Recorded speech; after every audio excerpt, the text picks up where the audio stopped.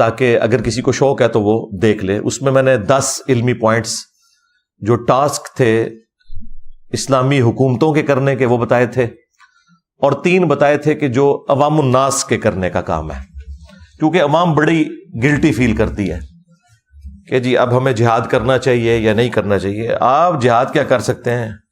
ایک 9 مئی کے بعد آپ نے دیکھ لیا کہ آپ کے اندر کتنی تاڑ ہے, چھڑ دو گلا.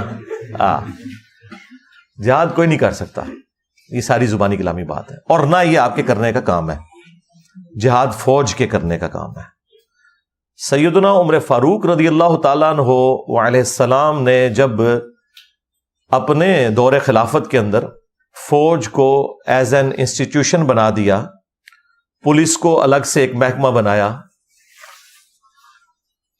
تو کوفے کو فوجی چھاونی ڈکلیئر کیا, کیونکہ رومنز اور پرشینز کے آلموسٹ آپ سمجھ لیں ایک سینٹرل پوائنٹ اس حوالے سے بن جاتا تھا. پرشین امپائر گرنے کے بعد کوفہ تو عراق کے اندر ہی بنا. رومن امپائر چونکہ دور پڑتی تھی مدینے سے اور دارالخلافہ مدینہ تھا, تو انہوں نے کوفے کو فوجی چھاونی ڈکلیئر کیا تاکہ اگر رومن امپائر جو بچی کچی ہے اس کی طرف سے کبھی حملہ ہو تو ہمیں ان کو کاؤنٹر کرنے کے لیے مدینے سے فوج نہ بھیجنی پڑے. کوفے ہی کو انہوں نے ایک سینٹرل سٹی کے طور پر ڈکلیئر کیا فوجی چھاونی کے طور پر, اور اسی لیے بعد میں سیدنا علی نے بھی دارالخلافہ شفٹ کر لیا تھا مدینہ شریف سے کوفہ. تو جب وہ فوج بن گئی اس کے بعد آپ کو کبھی نہیں ملے گا کہ سیدنا عمر کسی جنگ میں یا سینئر اصحاب کسی جنگ کے اندر بنفس نفیس خود شریک ہوئے ہوں. فوج بن گئی تھی, بس فوج جاتی تھی, یہ لوگ مدینہ شریف میں بیٹھتے تھے, ٹھیک ہے, یہاں سے لوگوں کو بھرتی کر کے بھیجا جاتا تھا, لیکن سارے مسلمان جہاد اور قتال نہیں کرتے تھے, نہ یہ پاسبل ہے. اور آج کے دور میں جب کہ امپائرز بھی ختم ہو چکی ہیں, کنٹریز بن چکے ہیں, اور ہر ملک کی الگ سے فوج ہے, عدلیہ کا نظام ہے, پولیٹیکل جماعتیں ہیں, تو اب تو بالکل کوئی سوچ ہی نہیں سکتا کہ وہ پیرلل میں کوئی جہادی تنظیم بنا کے تو اس قسم کی ایکٹیویٹی پرفارم کرے, کیونکہ آج کے دور میں جنگ لڑنے کے لیے بڑا ہیوی بجٹ آپ کو چاہیے اور لیٹسٹ اکوپمنٹس چاہیے. سلطان رائی کی طرح بیلچے کے اوپر گولی نہیں روکی جا سکتی. لہذا یہ کہانیاں کروانی بند کریں. آپ کے پڑوسی ملک میں بھی جو کچھ ہوا لوگ اسے کبھی معجزہ بنا کے پیش کرتے ہیں. بھائی معجزہ کیا, بس امریکہ نے ڈیسائیڈ کر لیا تھا کہ اس نے جانا ہے, چلا گیا, لیکن چھوڑا ان کا بھی کچھ نہیں بیچاروں کا 20 سال کے اندر. اور اب یہ جو نئی پالیسیز کے بعد آپ کو پتا چل گیا کہ افغانستان کی پوری اکانومی چوری کے پیسے کے اوپر چل رہی تھی. یہ وہ ہیں جن کو آپ کہتے ہیں یادگار اسلاف اور صحابہ کرام کی یاد طالبان تازہ کر رہے ہیں. چوری کے پیسے کے اوپر, چوری کے ڈالرز کے اوپر اکانومی چل رہی ہے. $10 بلین کی ان کی ٹوٹل امپورٹس ہیں, اور ایکسپورٹ صرف $1.5 سے $2 بلین ہیں. اوپر کے جو 8 ارب ڈالر, ظاہر ہے وہاں پہ تو کوئی وہ تسبیح پڑھ کے تو نہیں بناتے, وہ سارے کا سارا چوری کا پیسہ جو یہاں سے جاتا تھا.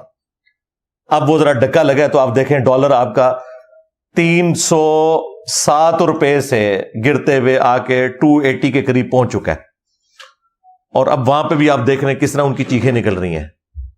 تو یہ سارے کا سارا کام, میرا یہ جو دعویٰ ہے نا کہ پاکستان میں بھی 100% جو مدارس ہیں حرام کے پیسے کے اوپر چل رہے ہیں. پیسہ 100% حرام کا نہیں, حلال کا بھی ہے, لیکن میجورٹی حرام کا ہے, کیونکہ جو سیٹھ ان کو پیسے دیتے ہیں نا وہ ٹیکس چور ہیں, سارے چوری کا مال بیچتے ہیں, گورنمنٹ سے ٹیکس چوری کرتے ہیں, چوری کے میٹر لگائے ہوئے ہیں اور اس کے اوپر فیکٹریاں چلا رہے ہیں, پورے ٹرانسفارمر لگائے ہوئے ہیں. اس میں کیا داڑھی والا کیا بغیر داڑھی والا سب کے سب شریک ہے, جیڑا کٹو گے وہی لال ہے. تو یہ سارے کا سارا نظام اس طریقے سے چل رہا تھا. اب دنیا میں اکانومی ایک مین چیز ہے, اس کے بغیر آپ جنگیں نہیں لڑ سکتے صرف جذبات کی بنیاد کے اوپر. یہ آپ کو کہانیاں کرواتے ہیں. اچھا, یہ ساری باتیں میں کوئی آپ کو بزدل بنانے کے لیے نہیں کر رہا. جس شخص کے اوپر خود 5 دفعہ مرڈر اٹیمپٹ ہو چکی ہے, اسے زندگی کے ساتھ کتنا پیار ہو سکتا ہے؟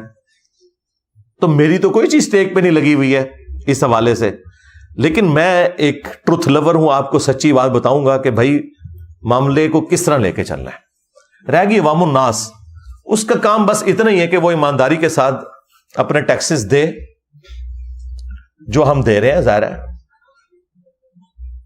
اکثر یہاں پہ یہ بھی بات ہوتی ہے کہ پاکستانی قوم ٹیکس نہیں دیتی. یہاں کا اشرافیہ ٹیکس نہیں دیتا. عوام الناس تو بیچاری صابن کی ٹکیا کے اوپر بھی ٹیکس دے رہی ہے.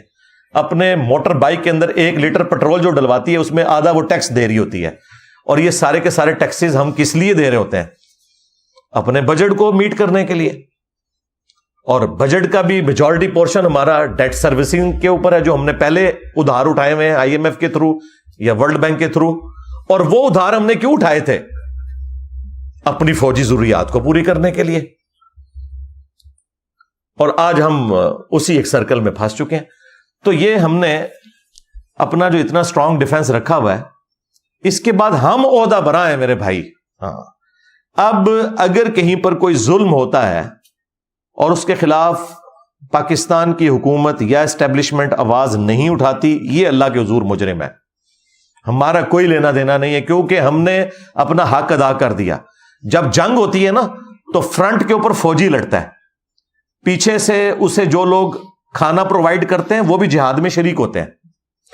اس سے پیچھے جو لوگ کھانے کے لیے ریسورسز پرووائڈ کرتے ہیں, یعنی ہم بھی جہاد میں شریک ہیں. ہر بندے کی اپنی ڈیوٹی ہے. اب جنرل کو کوئی یہ نہیں کہہ سکتا کہ تم فرنٹ کے محاذ پہ جا کے تو کلاشنکوف اٹھا کے لڑنا شروع کر دو. اس کا یہ کام نہیں ہے. اس کا کام ہے تسلی سے ایک ایئر کنڈیشن والے کمرے میں بیٹھے, سکرین پہ سب کچھ چیزیں آبزرو کرے, اور وہاں وہ ایک کول مائنڈ ہو کے ڈیسیژن کرے کہ اس وقت کون سی چیز کرنے کی ضرورت ہے, کہاں پہ ریٹریٹ کرنے کی ضرورت ہے, کہاں پہ ہم نے اٹیک کرنا ہے. یہ ساری چیزیں وہ ایک پیس آف مائنڈ کے ساتھ کرے. اس کا یہ کام ہے. اسے کوئی نہیں گلا کرے گا کہ آگے جا کے لڑے. اس طرح وہ جنرل بھی عوام الناس کو گلا نہیں کر سکتا کہ آپ نے ٹینکوں کے آگے جا کے لیٹنا ہے. یہ کوئی نیکی کا کام نہیں جو آپ کر رہے ہیں. ہم نے کیوں لیٹنا ہے جا کے؟ بھائی ہم نے نہیں لیٹنا. ہم نے پیسے دیے, اپنے بچے دیے. آپ جس سرزمین جیل میں بیٹھے ہوئے ہیں, ادھر تو میجورٹی لوگ فوج کے اندر ہیں. بچے چلے گئے, پیسے دے رہے ہیں, بجٹ دے رہے ہیں. اب یہ ہمارے بڑوں کا دیکھنے کا کام ہے. ہمارا کام صرف اپنی ویڈیوز کے ذریعے ان چیزوں کو ہائی لائٹ کرنا ہے. That's all. یہاں بیٹھ کے کڑ کے مرنا نہیں ہے آپ نے کہ پتہ نہیں ادھر کیا ہو گیا. اور یہ بھی یاد رکھیں, اسلام کی تو تعلیمات یہ ہیں کہ دنیا میں آپ نے ظلم کے خلاف آواز اٹھانی ہے, خواہ کسی نان مسلم کے اوپر بھی ظلم ہوتا ہو. اس چیز سے بھی آپ باہر نکلیں.